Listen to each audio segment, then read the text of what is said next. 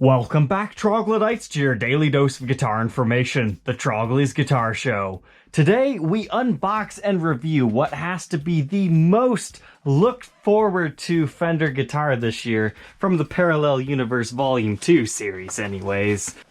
So this is the Parallel Universe 2 Troublemaker Tele Deluxe 3-pickup black with the BIGSBY. I am excited for this. I've been waiting all year for this one to come out.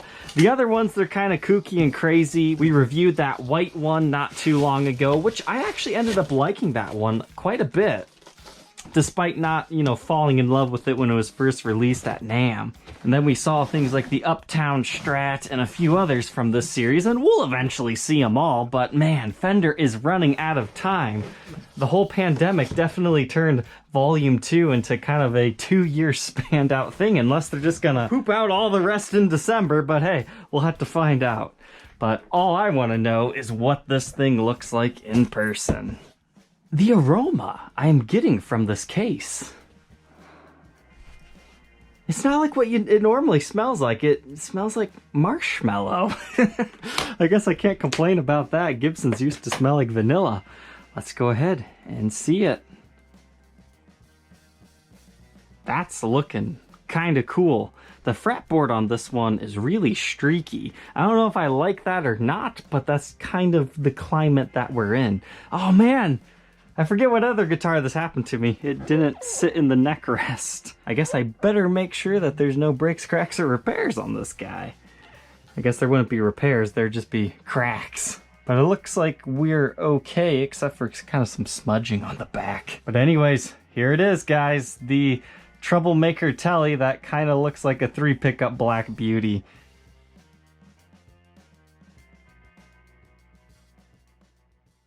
But let's take a look at our case candy here. Just in case you missed it, the case for this whole series, they're these mint green colors. You can buy them separately, but the ones that you get separately are built a little bit differently, if I remember correctly. Register your warranty with this, so that's nothing too exciting. You get the hang tags. Then inside here, looks like probably our COA, as well as our little quick start guide. I say it every episode, but I wish we could have something a little bit more fancier for these Parallel Universe limited editions. And do we get any type of poker chip? That's what I'm really looking for. Oh no, okay. I was just about to be heartbroken. Okay, so these guys get the Rowdy and Trouble as well, so I'll probably put that on. Let's go ahead and throw this guy on the workbench, take an individual look at its parts and specs, and then we will get to that playing demo.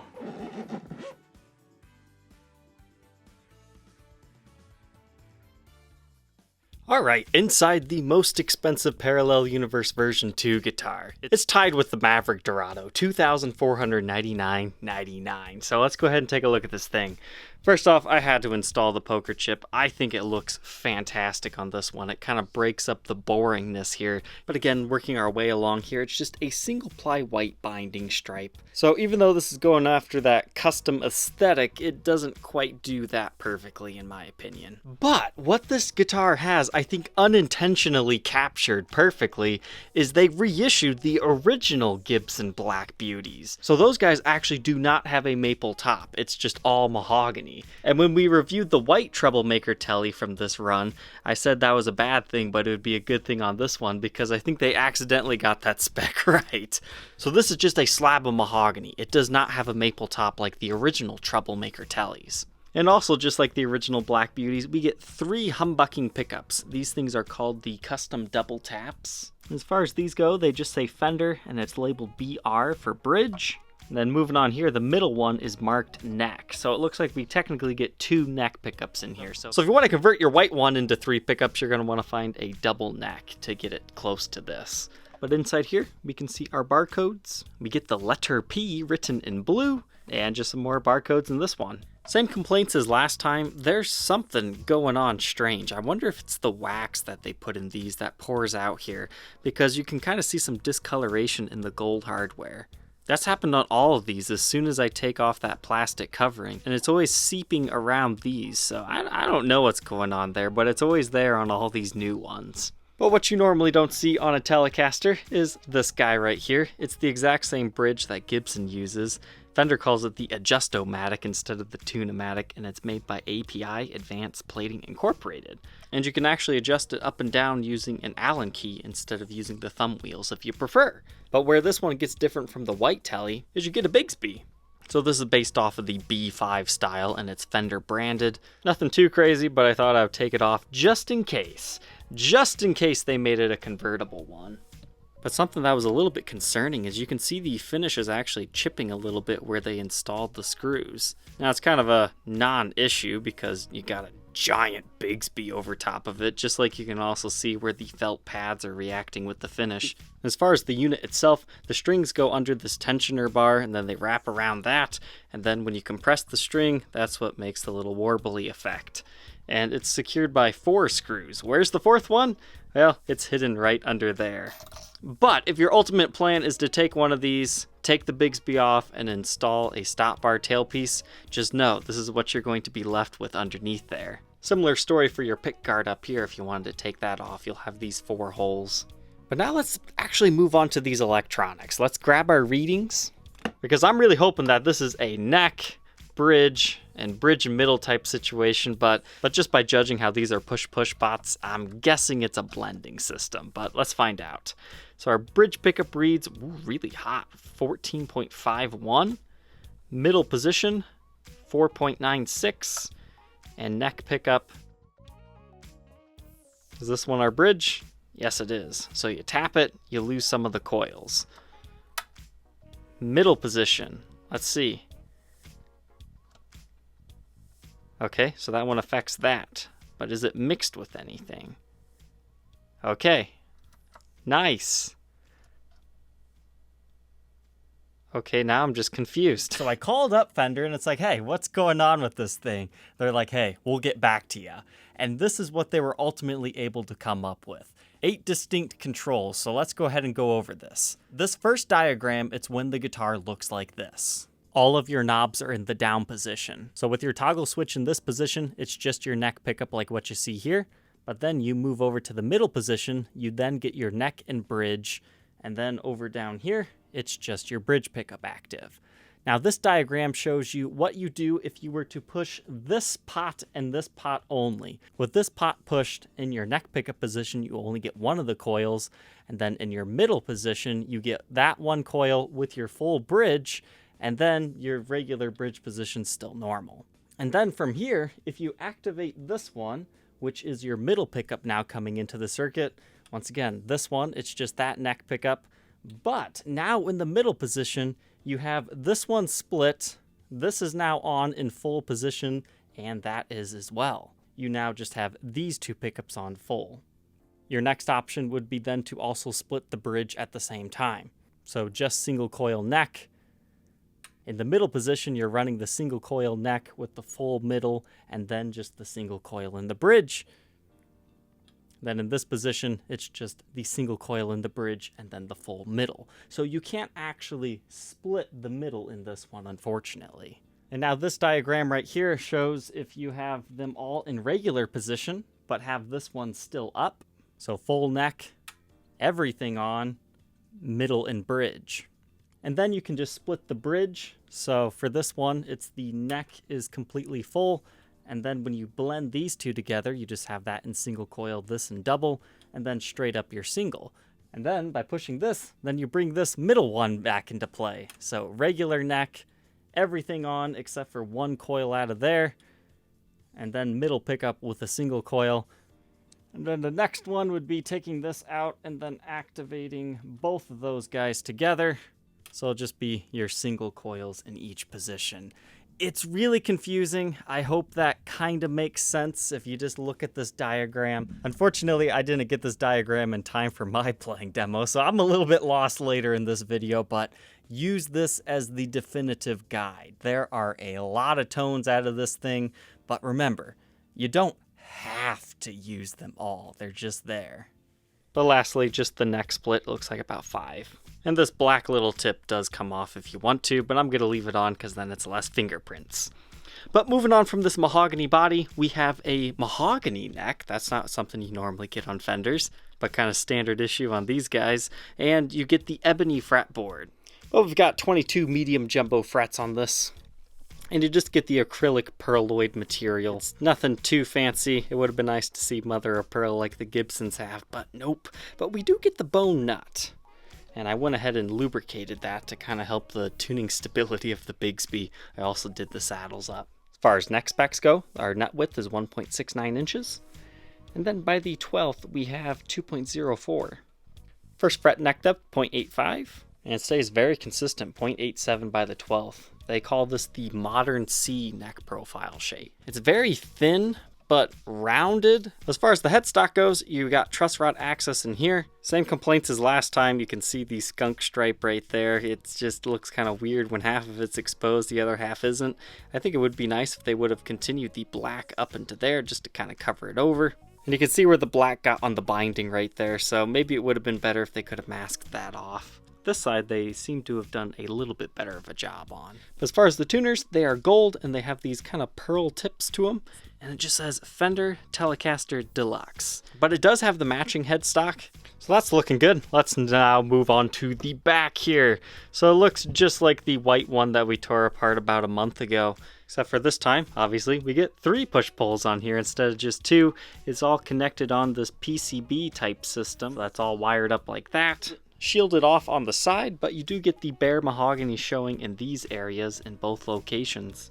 And here's what our toggle switch looks like. So nothing too fancy going on the back here. No comfort cuts, no neck sculpting or anything like that. It just has your serial number right here on the neck plate in Parallel Universe. And if we go along the edge, you can see your output jack in gold, and you get the golden strap buttons. And then the neck itself actually has a smoother satin nitro finish, and the body itself is also nitro, so that means this will age over time. It will do the finish checking thing, so it'll look pretty cool as it ages. And we do have white binding, just in case you missed that on the ebony fretboard. It kind of pops out more on this guitar. And we get our skunk stripe right here, and nothing too much going on the back of the headstock, simply because, once again, the serial number's right there. The weight's pretty decent though, 9 pounds, 1.6 ounces. Let's go ahead, plug it in, and hear how it sounds.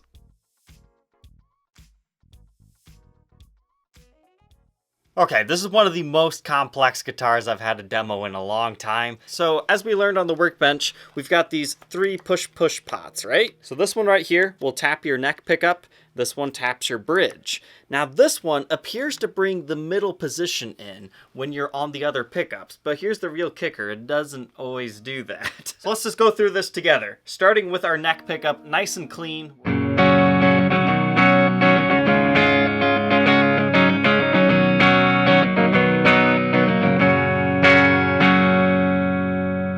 You can tap that, so here's our second tone.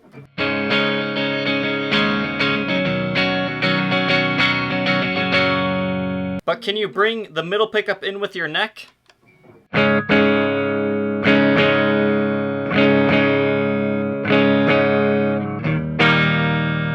Doesn't sound like it to me, so there's only 2 tones right here. Now let's move to the bridge. So you get just your bridge pickup.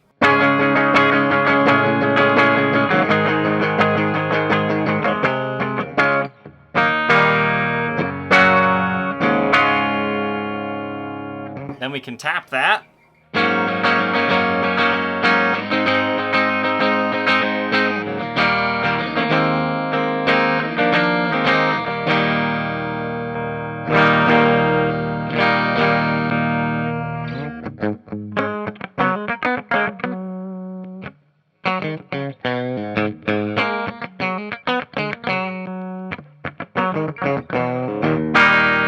So 2 very distinct characteristics right there, but here's where you can do something more. You can bring the middle pickup in with the bridge by activating it like that. So here's what that sounds like.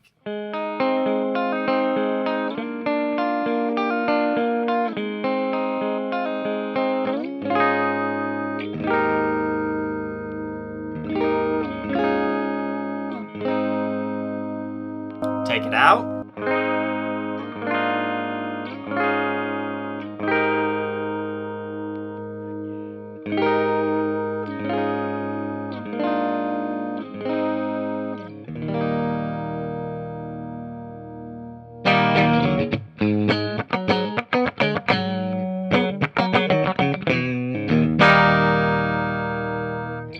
where things just get really confusing. So middle position is your neck and bridge pickup. It does not have all of them on until you activate them to be all on. So here's what it sounds like in regular middle position, neck and bridge.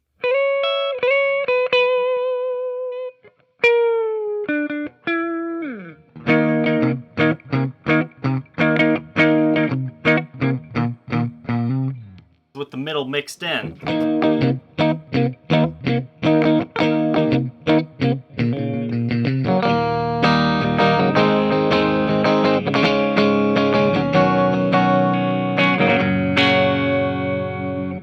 Kind of gives it a dull, muted sound.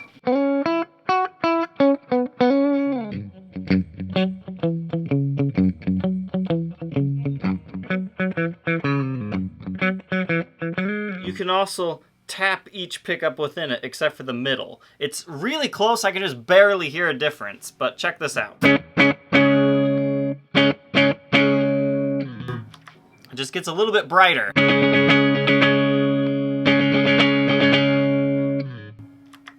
Same thing goes with just the neck pickup.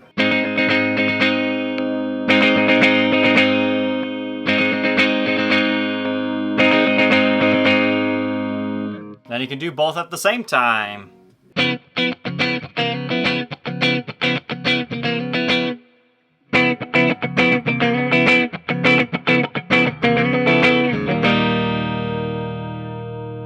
It's so crazy and hard to understand, but I love some of these tones you're getting out of this thing. I love these custom double tap humbuckers. They sound great.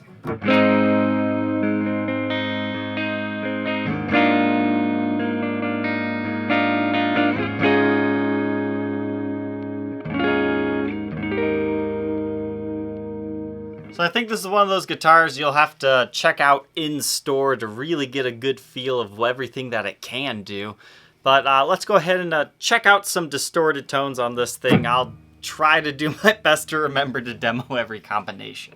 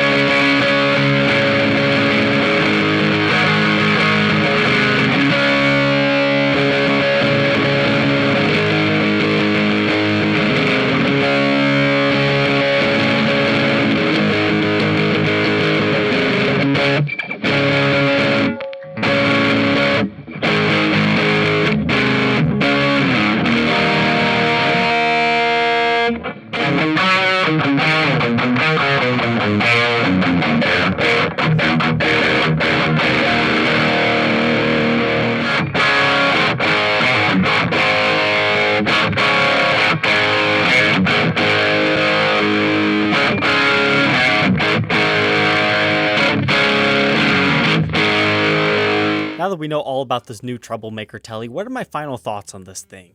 It is a crazily versatile guitar, but at the same time, I think that's one of its downfalls. It's a little bit cumbersome to choose in between all the different sounds that it can do, because the push-push pots sit slightly higher than the other pot that doesn't move at all anyway, so it'd be hard to tell if it's actually in the up position or in the down position. But I think when you're not trying to be in a position like I am, demoing it for the whole world, you could just choose a few positions that you do like, because this is a fantastic sounding guitar, and then you don't have to switch between everything. Honestly though, at the end of the day, I'm left a little bit longing for something more. Like, I feel the top should have been multi-bound to really make it look like a Les Paul Custom Black Beauty. I mean, they've got these 3 pickups, they look gorgeous. They've got the BIGSBY, that's looking right as well. It stays in tune for the most part once you got everything lubricated up. It's got a decent weight to it, and most importantly, it plays nicely and it's comfortable. But despite all that, I'm just not in love with this thing. It didn't have the wow factor I was looking for. I think what would be really cool to do on this guitar is to take some white pinstriping paint and pinstripe this thing up, because then this whole blank side right here where there's like nothing could come to life a little bit more.